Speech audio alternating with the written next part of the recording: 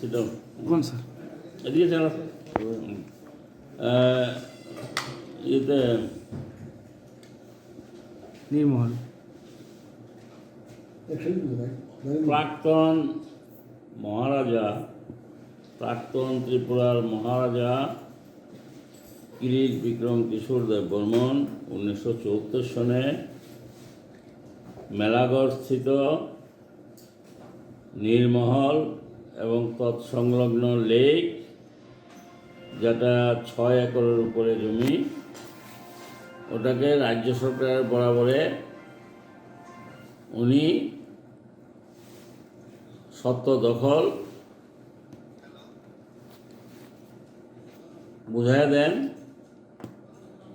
এবং তারপরে ওনার জীবদ্দশায় উনি কোনোদিন এটাতে কোনো দাবি করেন নাই যে এটা সরকারি সম্পত্তি হয়ে গেছে। তখন থেকেই সরকার এটাকে রাজ্য সরকারের সম্পত্তি হিসাবে, টুরিস্ট স্পট হিসাবে ব্যবহার করে আসছে।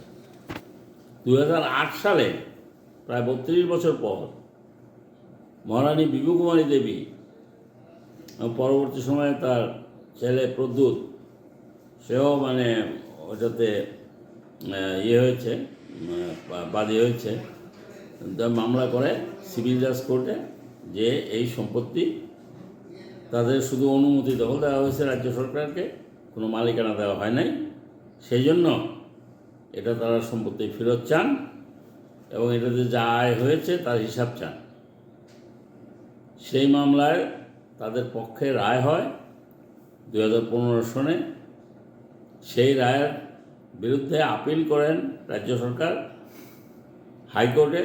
মাননীয় হাইকোর্ট আজকে ওই মামলায়, আপিল মামলায় রায় দিয়ে নিম্ন আদালতের যে রায় সেটাকে বাতিল করে দিয়েছেন এবং বলেছেন যে এটা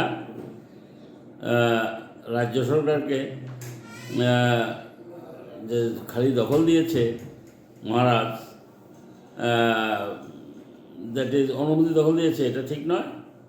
উনি ওটাকে সম্পূর্ণভাবে রিলিঙ্কুইশ করে দিয়েছেন, হস্তান্তর করে দিয়েছেন এবং রাজ্য সরকার তখন থেকে এই সম্পত্তির মালিক, দখলকার, এবং রাজ্য সরকার এটাকে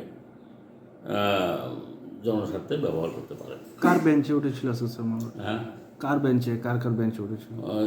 অনারেবল চিফ জাস্টিস এবং জাস্টিস অরিন্দম লোধ। ঠিক আছে, থ্যাংকস।